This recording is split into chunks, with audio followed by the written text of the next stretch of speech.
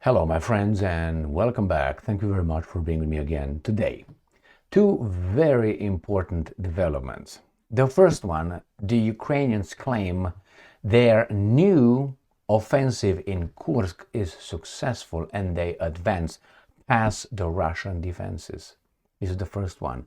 Obviously, you have the big liar, which is Volodymyr Zelenskyy, telling us that, but it's confirmed by two other, how should I put it, sources, which is the DeepState and the Institute for the Study of War. Victoria Nuland is friends with Kimberly Kagan of, not only friends, is related. They have the same, not the same husbands, but the brothers are, that's why Institute for the Study of War is very trustworthy. So this is the first news. The other one is the Russians liberated, took over, conquered, how you want to call it, Toretsk, the strategic city of Toretsk. I'm going to show you two maps and about 6 articles here. So let's start with the first topic.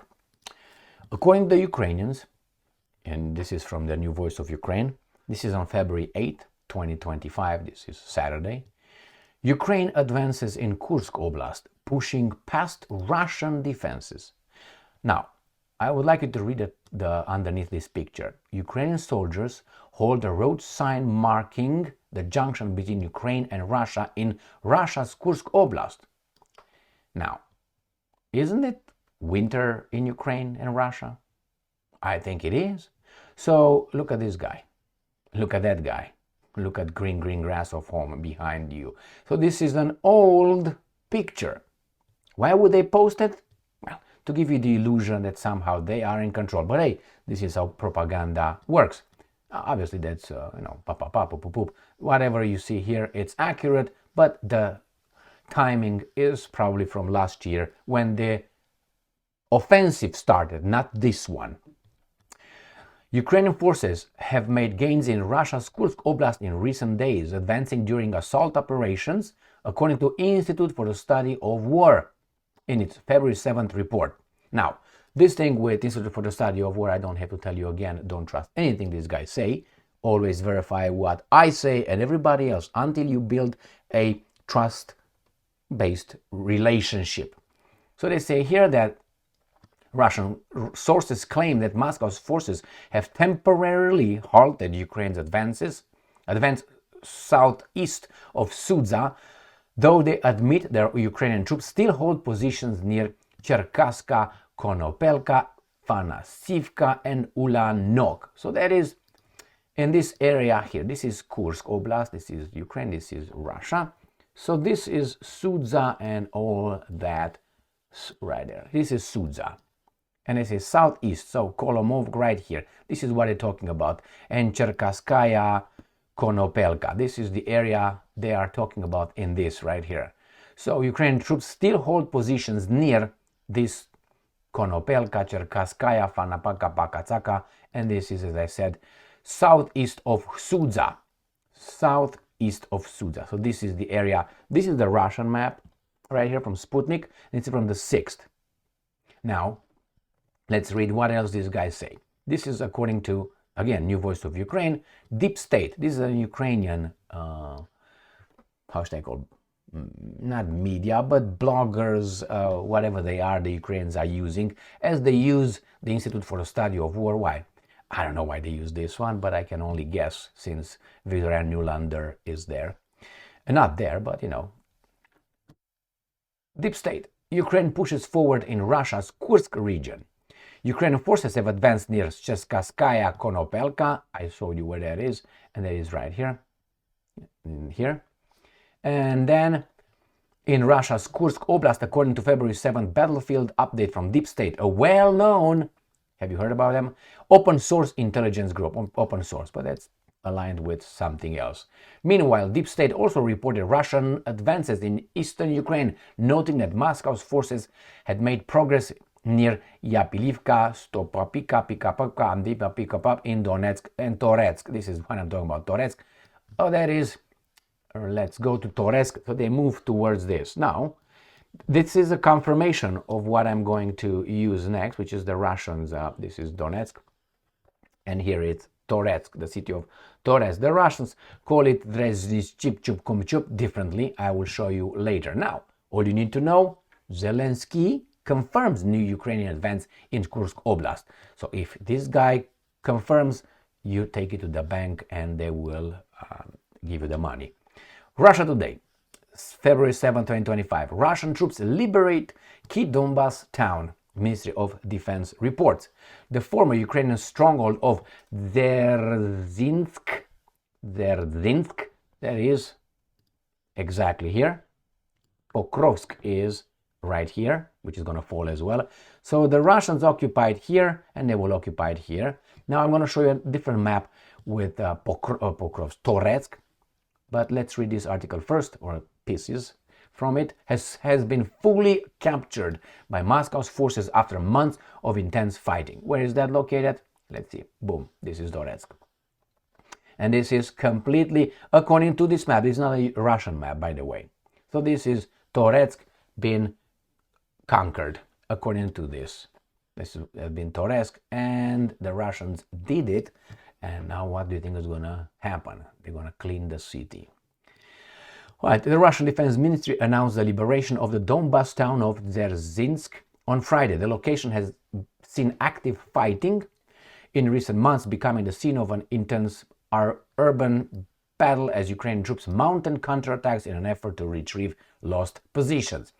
The mining town, known as Toretsk in Ukraine, is located, that's why this, right here it says Toretsk, and this one right here, the other, it doesn't say Toretsk, it says Dzerzhinsk. Why? Because these are the Sputnik map, Dzerzhinsk, and the other one is not a Sputnik map, and it's Toretsk. All right, right there, Toretsk. So it's a mining town, is located to the northwest of the city of Gorlovka during the Russian Donetsk People's Republic and had a pre-war population of some 30,000 people. Right. This town has served as a key staging area for Ukrainians to launch artillery, missile and drone strike on Gorlovka on an almost daily basis. So they took control, and let's see, the mine and its environs came under Russian control earlier this week. So the mine, that's all about its resources. Next one. Russia Today.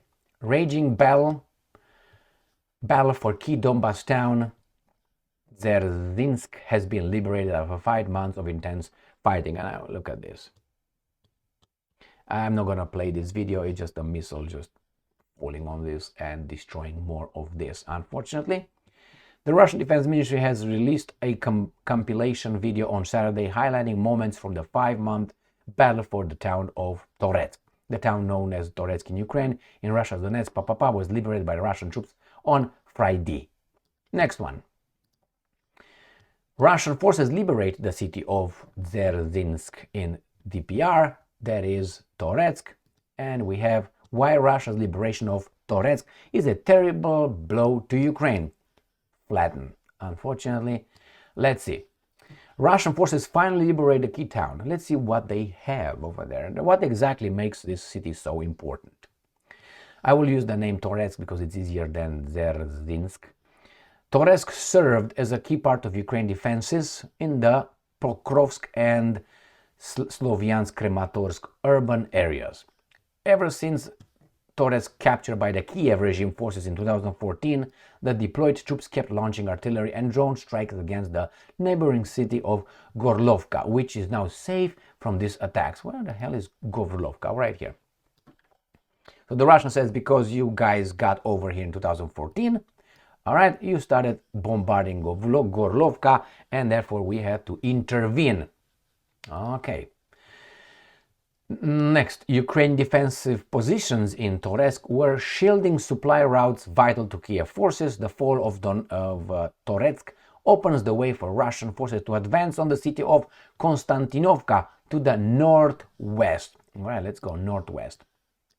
This is north and this is west. Here is the town. And the Russians are attacking Chasov Yar. This is urban fighting by Bakhmut right here, Artemovsk, as the Russians call it. So they're going to come from 2 directions, Trapatsapa and Lokopoko. All right, those are the directions. That's how they are in the Russian operational terms.